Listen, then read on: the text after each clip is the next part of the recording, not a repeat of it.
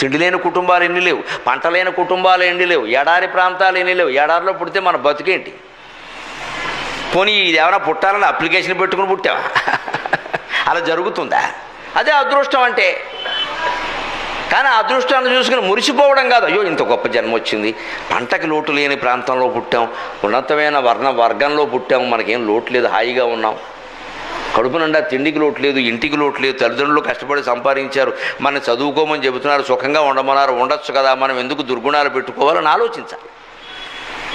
ఇన్ని ఉన్నా కూడా పాడు చేసుకుంటే ఎవడో చెబుతాడు. ఎందుకంటే ఈ బంధాలన్నీ గాలికి ఏర్పడినవే, మనమేమో అనుకుని పుట్టలేదు, గాలికే ఓ తల్లి గడుపున పుట్టాం.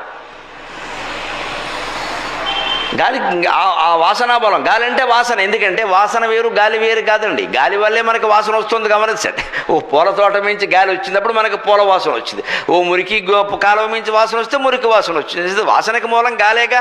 తిండి లేని